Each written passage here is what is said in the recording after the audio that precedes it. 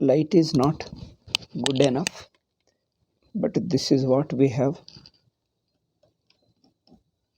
We can't do anything more than this. Okay.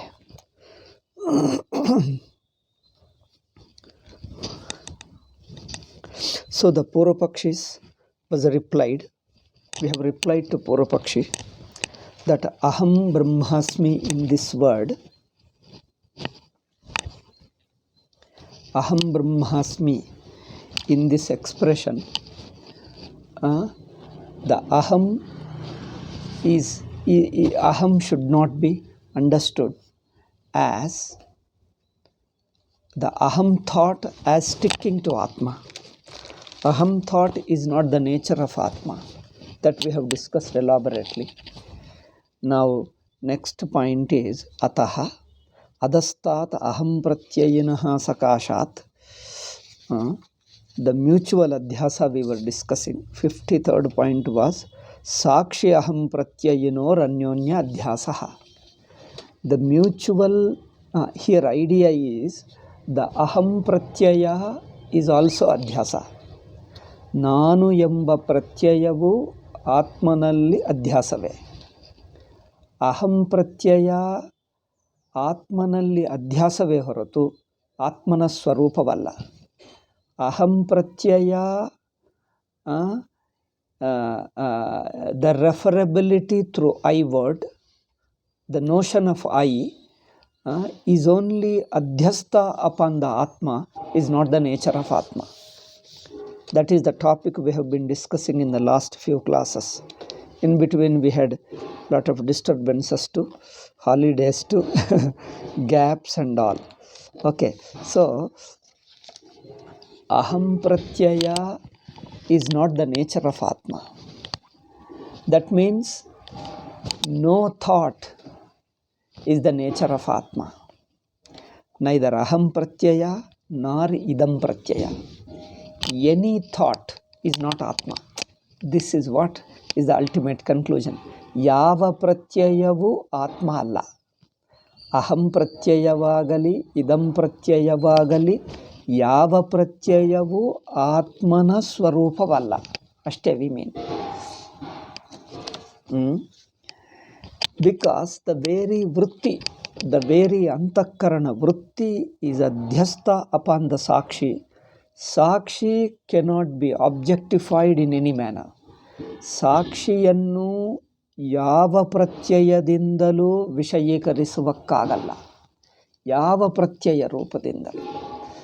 ಅದರಿಂದ ನಮಗೆ ಆತ್ಮಜ್ಞಾನ ಅಂದರೆ ನಾನು ಎಂಬ ಪ್ರತ್ಯಯ ಉಂಟಾದರೆ ಅದು ಜ್ಞಾನವಲ್ಲ. See, it is not the ಜ್ಞಾನಂ ಆಫ್ ಆತ್ಮ if you have some thought about Atma. All thoughts are negated and Atma stands as a self-shining one. That alone is the right jnanam. Okay. So that we have discussed elaborately now.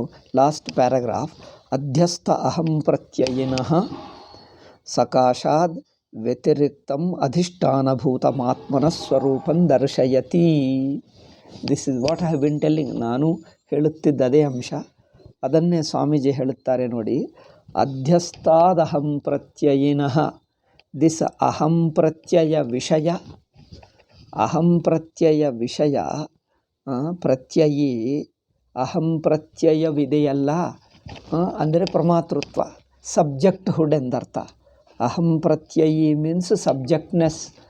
That ಸಬ್ಜೆಕ್ಟ್ಹುಡ್ ನಿಂದ ಅಂದರೆ ನಾನೆಂಬ ಜ್ಞಾತೃತ್ವದಿಂದ, ಅಹಂ ಪ್ರತ್ಯಯಿ is ಜ್ಞಾತೃತ್ವ, ಸಕಾಶಾದ್ ವ್ಯತಿರಿಕ್ತಂ ಅಧಿಷ್ಠಾನಭೂತಮಾತ್ಮನ ಸ್ವರೂಪಂ. ಅಧಿಷ್ಠಾನವಾಗಿರುವ ಆತ್ಮನ ಸ್ವರೂಪ, the nature of ಆತ್ಮನ್ which is the substratum. ಅಧಿಷ್ಠಾನಂ here is the substratum. The real nature of the ಆತ್ಮ which is the substratum is always free from I notion, free from subjecthood, free from individuality. Okay. This he says in this Bhashya Vakya, Ashesha Swaprachara Sakshini Pratyagatmanyadhyasyati. See, Ashesha Swaprachara Sakshini, Aham Pratyaya is imposed upon the Sakshi, who is the Ashesha Swaprachara Sakshini, Pratyagatmani. Pratyagatma is the inner Atma. Inner Atma, which is the Sakshi, witness of what? Ashesha Swaprachara. It is the witness of all the thoughts. Prachara means movements. Movements means various thoughts. Various thoughts of what? Antakarana. Ashesha Swaprachara Sakshini.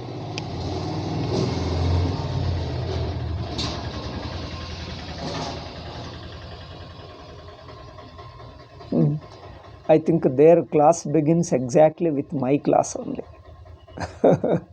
This is a nice class. All vehicles come only here and right now and just stay here.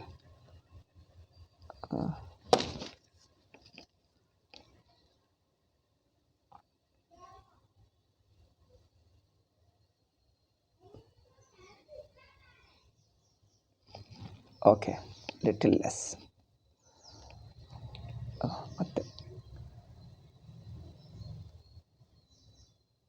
As I want to start and he will start.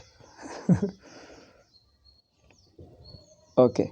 Ashesha Swaprachara Sakshini Pratyagatmani Adhyasyati.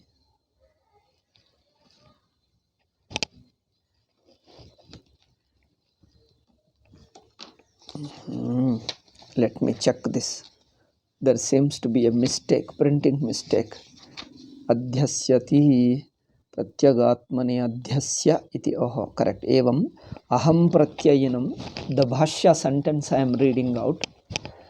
Evam Aham Pratyayinam Ashesha Swaprachara Sakshini Pratyagatmani Adhyasya. This point.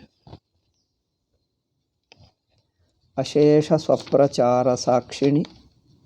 Let me check once again. Aham Pratyayinam Ashesha Swaprachara Sakshini Pratyagatmani Adhyasya. This Aham Pratyayi is only Pramatrutvam, Gnyatrutvam. So, this Aham Pratyayi or the subjecthood or Pratyagatma or what you say Pramatrutvam. This he imposes upon the Sakshi. Means Aham Pratyaya is not the nature of Atma. It is definitely an imposition. It is not the real nature of Atma. For that we have discussed elaborately in the previous classes. In deep sleep you are free from any notion, even the self notion. If some notion were the nature of Atma, even as a subjective notion, if the subjective notion were the nature of Atma, it would have continued even in deep sleep. But in deep sleep, this subject notion doesn't exist. It ceases. Only in waking we have and dream we have. In deep sleep, there is no notion whatsoever. You stand without a notion. That is, you are a pure consciousness without any notion. So, Ashesha Swaprachara Sakshini Pratyagatmani Adhyasya. This statement of Bhashyakara, Swamiji explains, see, Ashesha. Asheshaha Swasya Ahankrataha Pracharaha Vrittilakshanaha. Asheshaha entirely.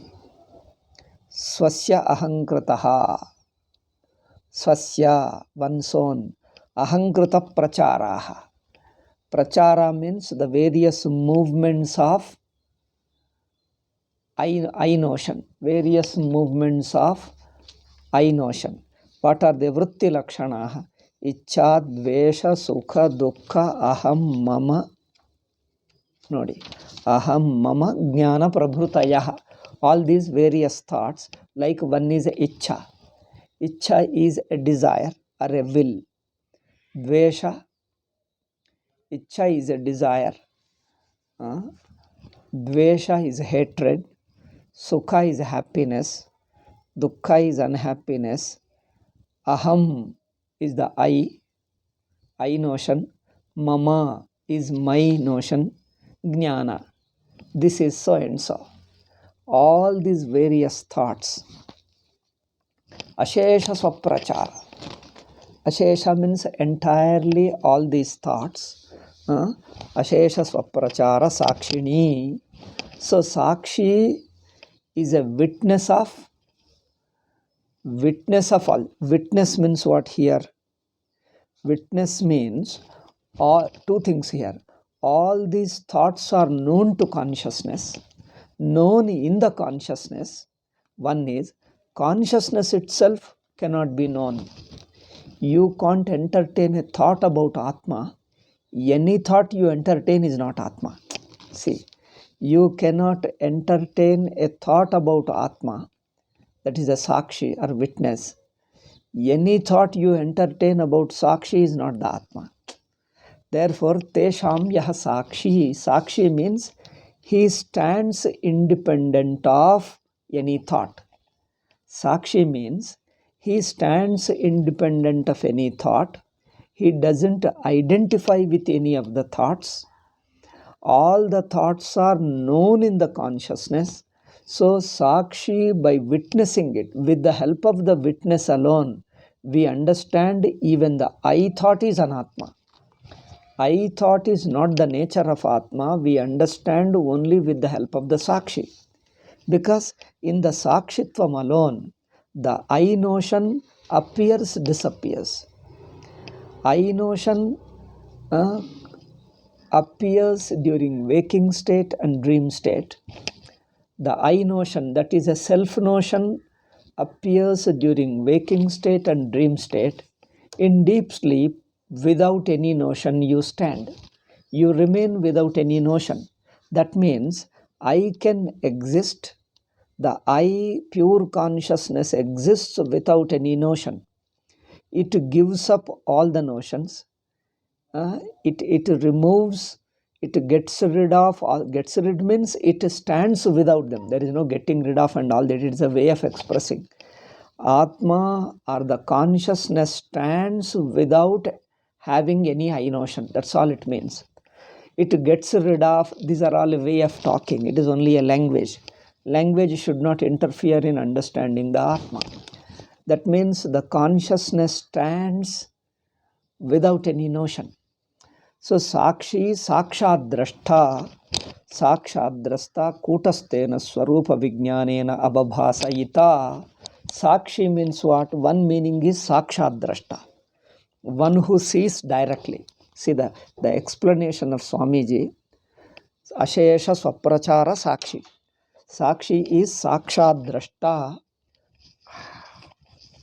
So, Sakshat Drashta means one who directly knows it. What is this directly knowing? Directly knowing means Atma. Directly knowing means subject, that is Aham Pratyaya, also knows. Aham Pratyaya also knows, but identifying with a thought is Aham Pratyaya. Consciousness identifying with the subject thought of notion of subject. Identifying with the notion of subject, it knows the object, it knows the sense organs, it knows the mind, it knows all other things, the entire world. Entire world is known to us. See, entire world means entire state, waking state. Entire state is known to us. Entire.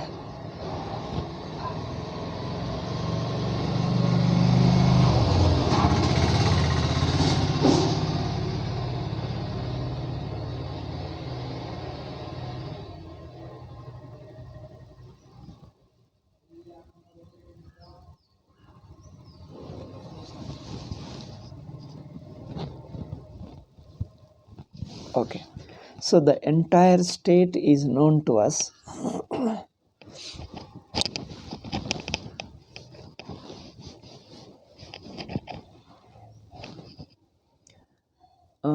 through I thought or any object.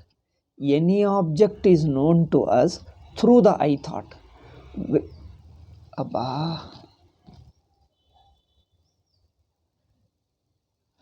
Without I notion, that is the subjecthood, you would not know anything. Anything is objectified by the subject. That means you stand as an object, then only you stand as a subject of anything. Anything that you know, you stand as a subject of it. Subject is related to object. Okay. Subject is a subject only in relationship with an object. Jnata is a jnata. Jnatru is a jnatru in relation to gneyam. Knower is a knower in relation to known. But here he says sakshat drashta. Sakshat drashta means he knows the entire world, entire waking state, not by relating to it as a subject. Sakshat drashta means not by relationship, by his very nature. See, one is knowing in relationship, another is knowing by your very nature without being relationship, not by relation. See, a light illumines the book, the daylight, let us say, any light, whether daylight or this light. Daylight, the sun illumines this book. So, while sun illumining, sun is not conscious that I am illumining this book. Sun is not relating to an object. I am illumining this book. There is no self-thought for the sun. Similarly, consciousness, the Sakshi doesn't have a self-thought that I am knowing. One.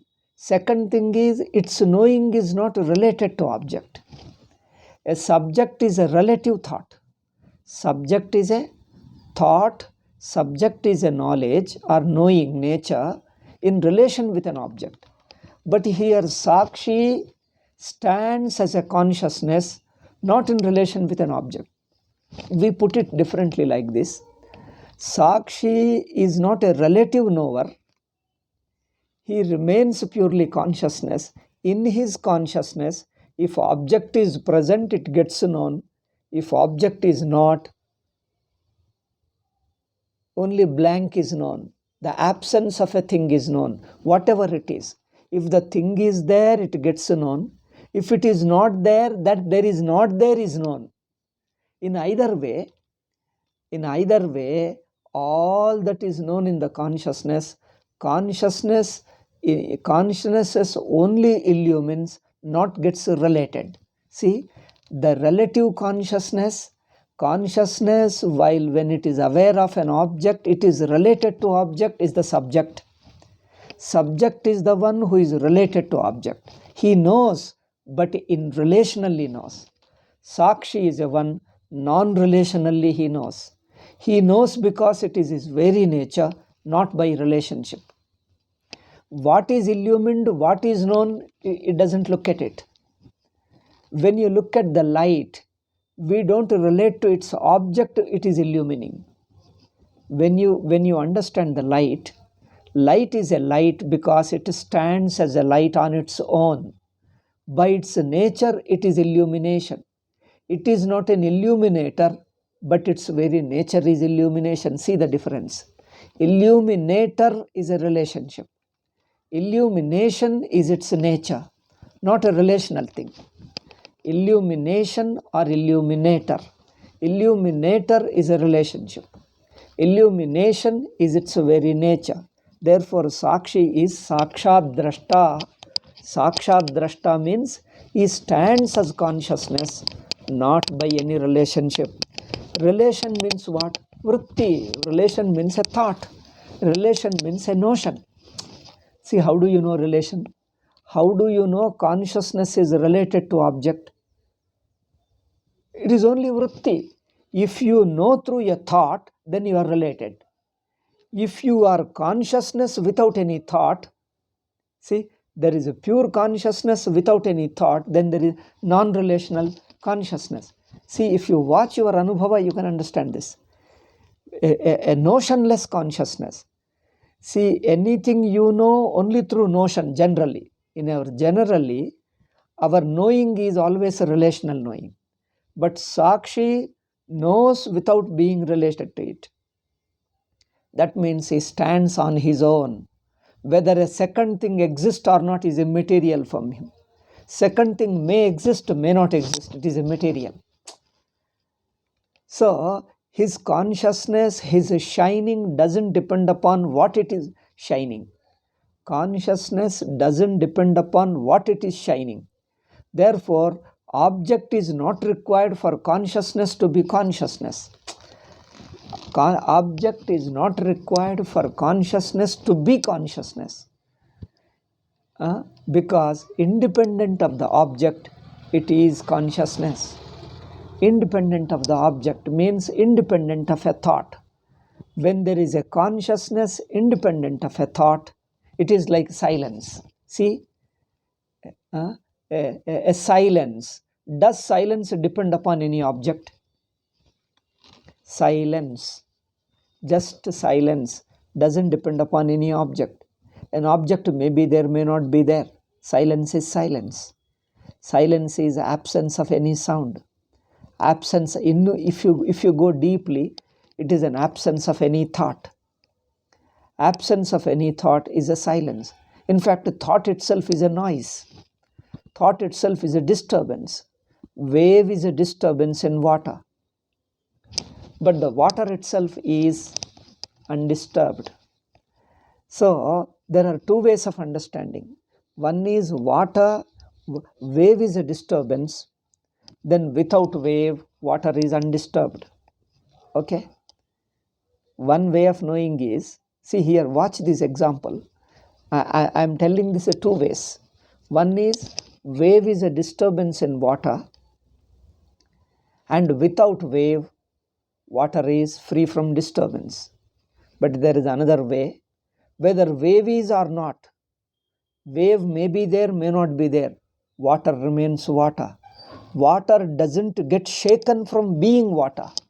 Water doesn't lose its status of being water, its nature of being water, whether there is a wave or no wave. Whether there is a wave or no wave, water doesn't lose its nature of being water. In spite of wave, it is water. Without wave, it is water. With wave, it is water. So, in being water, wave or no wave is immaterial. Okay? Wave or no wave is immaterial. Water being water, whether wave or no wave, it doesn't affect it. Wave or no wave, it doesn't affect it. It is immaterial. Water remains water. So water doesn't move from its nature of water. Water doesn't slip from its nature of being water when a wave appears. When a wave appears, does the water lose its nature of being water? Not at all. See how interesting it is. When the wave appears, water doesn't lose its nature of being water. That means water is water, with wave, without wave. That means whether there is a wave or not is immaterial. It doesn't count. Whether there is a wave or no wave doesn't count. Water remains water. It remains undisturbed. Similarly, consciousness remains consciousness. Whether there is an object to be illumined or not. There may be object to be known or may not be object to be known. Whether object is not, doesn't make any difference. Here again, just like water, you can see the consciousness two ways. One is when there is a thought, you feel thought is a disturbance in consciousness. Thought, like a wave, is a disturbance in water, just as wave is a disturbance in, this is one way of looking. Wave is a disturbance in water. Similarly, you may say a thought is a disturbance in consciousness. Okay. This is one level. At another level, with wave or without wave, water is water. Similarly, with thought or without thought, consciousness is consciousness. There may be thought or may not be thought. It's a material. Thought may be there, may not be there, is a material. It doesn't count for consciousness to be consciousness. Being thought or thought being there or not there, presence and absence of thought doesn't count. Okay? There may be thought, may not be thought. Consciousness being consciousness remains the same. It doesn't lose its nature of being consciousness. See, that's the beauty of it. The nature of being consciousness doesn't slip down, doesn't move, doesn't get disturbed by the presence of a thought or absence of a thought. Absence of a thought is not a relief for the consciousness. The presence of a thought doesn't disturb consciousness. See, if thought is something feel as a burden upon the consciousness, is a disturbance to consciousness, then what? The absence of a thought relieves the consciousness from its disturbance. If there is, in the absence of thought, consciousness feels relieved. Okay, if thought were to disturb the consciousness, like if wave disturbs the water, in the absence of wave, water is relieved. Water feels peaceful, undisturbed and relaxed. If water were to disturb, if wave were to disturb the water, see, if wave disturbs the water, the absence of wave alone relieves the water from the disturbance. It remains peaceful, calm and undisturbed. This is one level. But another level we are talking, whether there is wave or no wave, water remains water. Water in being water, water doesn't lose its nature of being water, whether there is a wave or no wave.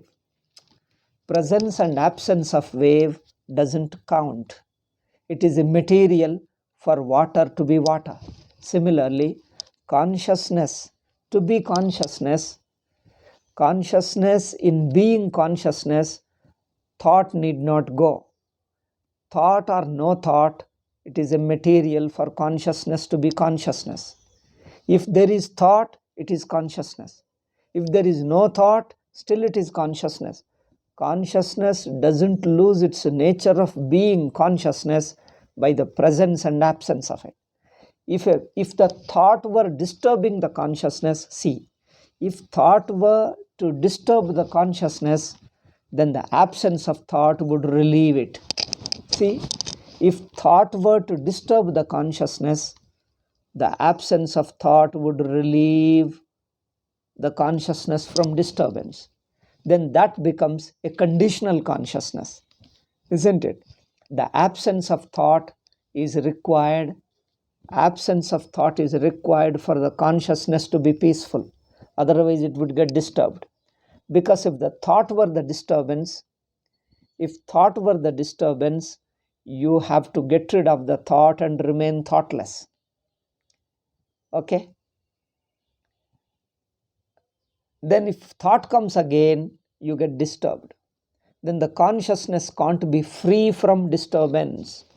It is always prone to get disturbed. Therefore, we are looking at it from still in another level. The thought or no thought doesn't make any difference, doesn't change the status of consciousness. Consciousness is totally independent of the wave. Then what is the thought? Thought is only an imposition. Thought is an adhyasa. Thought doesn't exist at the level of consciousness. See, wave is at one level, water is at another level. The presence and absence, presence of wave and absence of wave exist at the same level. But water exists at another level. Therefore, it remains undisturbed by the presence and absence of wave. Because wave is at another level. Wave is at one level, water is at another level. Water is at another level. where the presence of wave or absence of wave doesn't make any difference. Water remains water. Similarly, wave is only an adhyasa, thought is only an adhyasa, thought is only adhyasa, its absence also is adhyasa. Consciousness is consciousness. It doesn't get affected by the presence and absence of thought, because both are imposed. Imposition upon water, imposition upon consciousness, it doesn't affect consciousness at all. It is like a reflection appearing in the surface of a mirror. A reflection appears on the surface of a mirror. Now, do you say the reflection appearing on the mirror covers the mirror, disturbs the mirror? Does it disturb the surface of the mirror? Or when the reflection goes away, when the mirror remains blank, blank means without any form, without any reflection, then only the mirror is saved and remains undisturbed. If a reflection comes, mirror gets disturbed. Does it ever get disturbed? You can't say that. See, if there is a reflection in the mirror, it doesn't disturb the mirror. If there is no reflection in the mirror, yet it not get disturbed. That means presence of a reflection, absence of reflection doesn't disturb the mirror. Mirror lives at one level, reflection is at another level. That's why we call reflection is an adhyasa, mirror is adhisthana. Reflection is adhyasa, mirror is adhisthana. Therefore, presence of a reflection, absence of a reflection, two do not count, do not make any difference to the mirror to be mirror. For the mirror to be mirror, do you require a reflection or not? For the mirror to be mirror, whether there is reflection or no reflection doesn't make any difference, because reflection, no reflection doesn't exist for the mirror, doesn't exist apart from the mirror. Reflection also gets included in the mirror, no reflection also gets included in the mirror. From the level of mirror, reflection, no reflection doesn't exist apart from it. Okay. Similarly, thought or no thought, thought or no thought, both are imposition upon the consciousness. So from the level of consciousness, thought and no thought both do not exist. It means thought or do not, first thing is understand thought or no thought doesn't make any difference.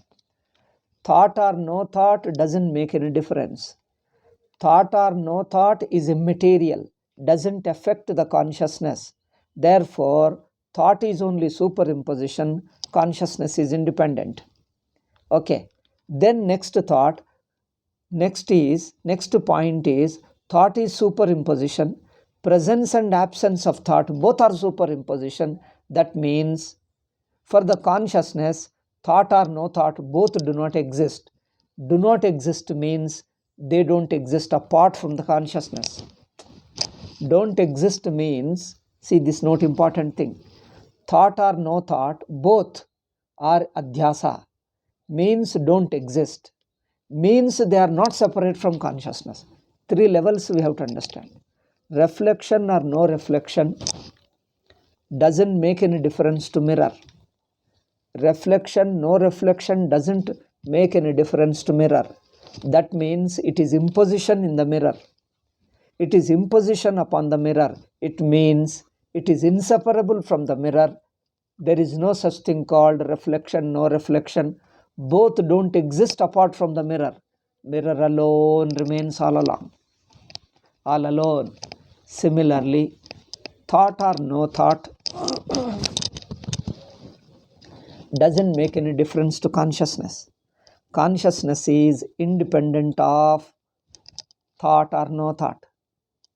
Consciousness is independent of thought or no thought. That means thought or no thought both are imposition, both are adhyasa upon the consciousness. thought or no thought or imposition upon the consciousness. That means imposition means what? They don't exist. The thought or no thought don't exist for consciousness. Don't exist means what? Thought or no thought are just names for the same consciousness. They are inseparable from consciousness. Consciousness as a whole is consciousness alone. So thought or no thought don't exist apart from consciousness. So thought or no thought is just names, kalpita, imaginations of the same consciousness. Consciousness is one, non-dual, all the time consciousness alone, effortlessly consciousness. Therefore, it is ever free from disturbance. It is not that it was undisturbed when there was no thought. See, you can't say like this. You can't say that it was undisturbed when there was no thought, and thought came, it get disturbed. No. When thought comes, it gets disturbed. You can't say that. It is wrong to say that when there is no thought, you are free from disturbance. When the thought comes, you get disturbed. If you say that, then thought is sticking to the consciousness. Thought is sticking to the consciousness. Then the consciousness is dependent upon the thought, gets disturbed by the thought. Then thought has to be removed in order for the consciousness to be undisturbed and peaceful. No. See, whether there is a thought or no thought, consciousness remains consciousness. That means thought and no thought doesn't make any difference. In other words, thought and no thought don't exist for consciousness. Thought and no thought don't exist for consciousness. It means thought and no thought both don't exist apart from consciousness. There is only non-dual consciousness. I hope you have understood it. Generally, we think sound is opposite to silence. Think of this example. Sound is opposite to silence.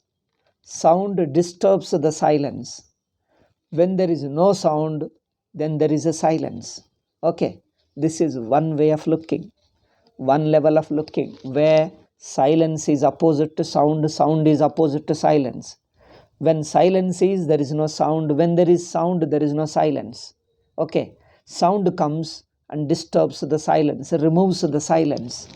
Okay, sound, when there is sound, there is no silence. When there is silence, there is no sound. They are mutually exclusives. Okay, opposite to each other. That means they are mutually exclusive. Okay, but now shift to the another level. When there is a sound, when there is no sound, there is silence. Even there is a sound, the silence remains the same. Silence remains unaffected by the sound. In spite of the sound, there is silence. That means whether there is sound or no sound, silence remains silence. Silence doesn't get disturbed by the presence of sound. Sound or no sound, still it is silence. Okay, silence and no silence, sound or no sound is imposition upon the silence. Sound or no sound, both do not affect the silence. Sound or no sound don't affect the silence. That means both are impositions. Imposition means both don't exist for the silence. For the silence don't exist. They are not, those two states don't exist for silence. Sound or no sound don't exist for silence. Silence remains independent of sound or no sound. That means sound or no sound are impositions upon silence. Impositions means they don't exist. They don't exist means they don't exist apart from silence. See the beauty. Don't exist apart from silence. Therefore, there is silence all along. In spite of sound, there is silence. Because it is like in spite of reflection, there is mirror. In spite of wave, there is water. These three examples remember: wave and water, reflection and mirror, sound and silence. Okay.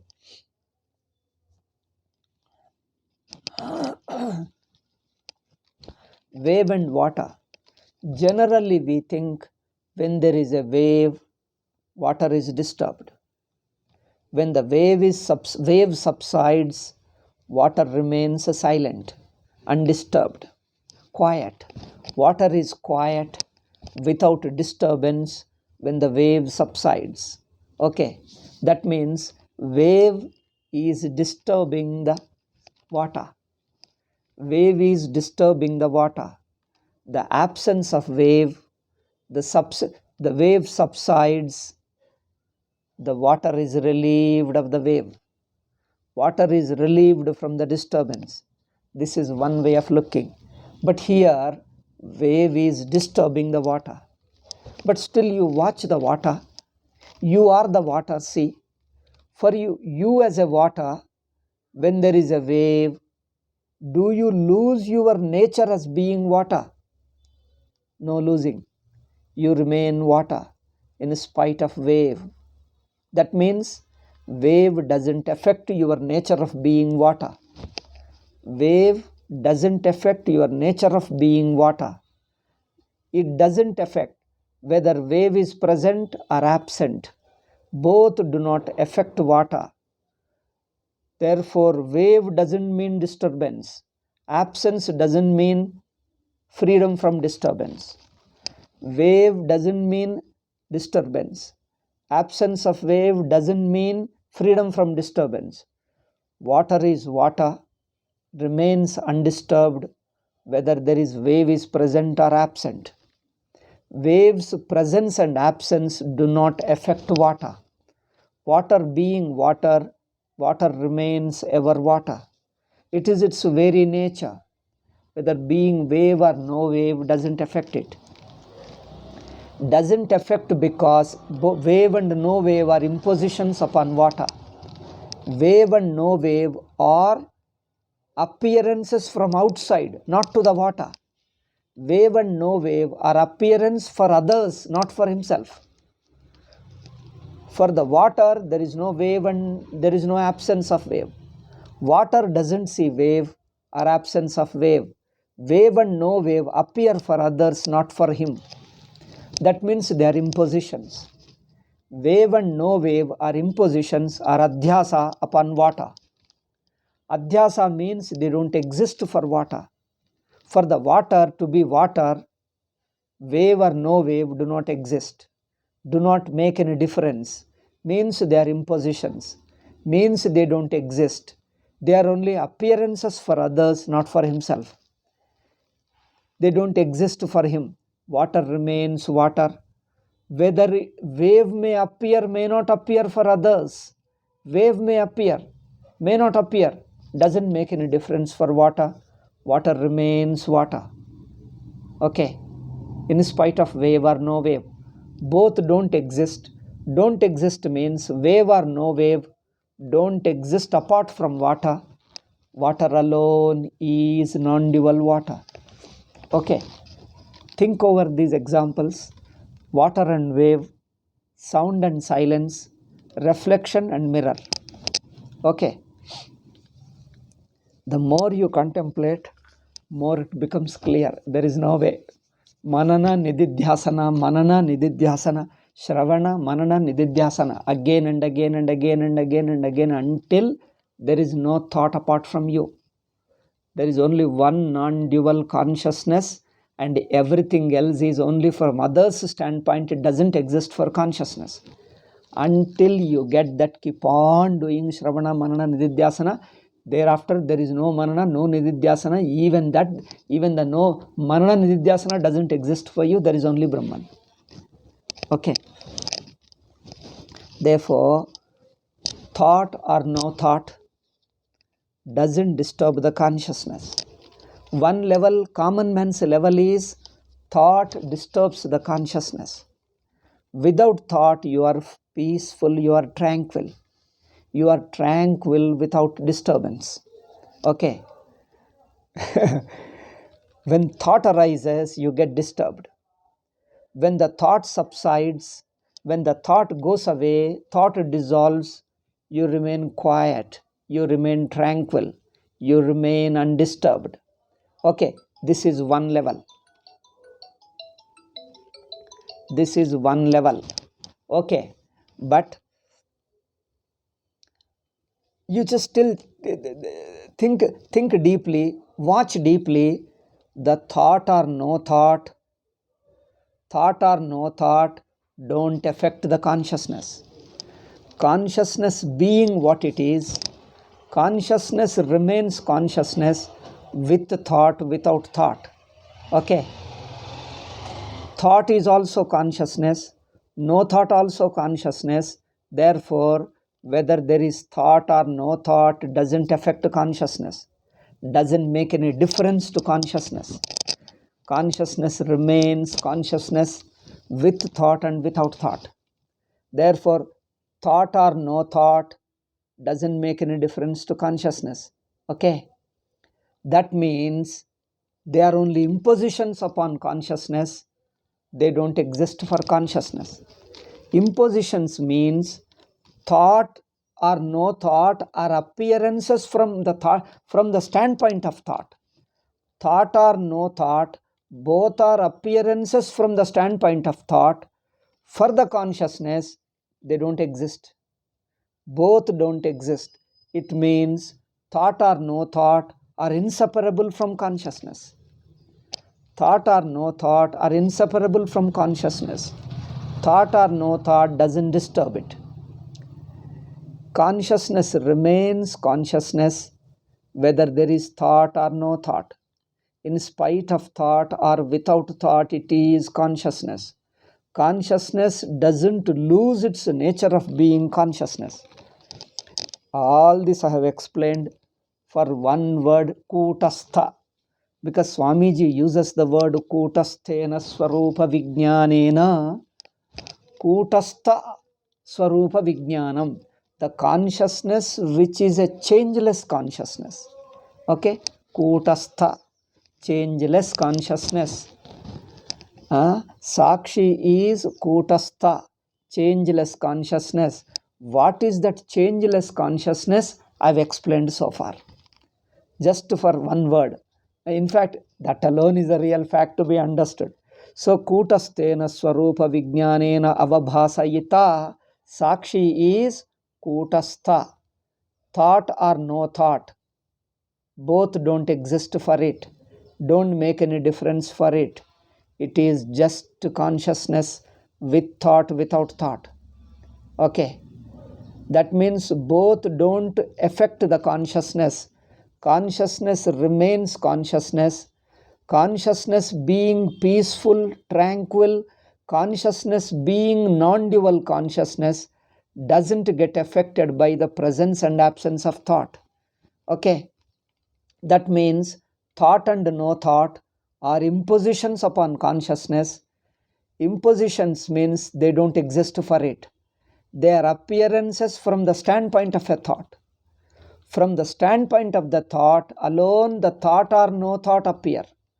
Thought and no thought are appearances from the standpoint of thought, but from the consciousness, thought, no thought don't make any difference. That means both don't exist. Don't exist means they are inseparable from the very consciousness. This is called kutastha. Okay. So this kutastha swarup, kutastena swarupa vijnanena avabhasayita tasmin pratyagatmani swapekshayapi pratichi sarvantare swatmani chidatmake tattadharma sahitam adhyasya. Abba.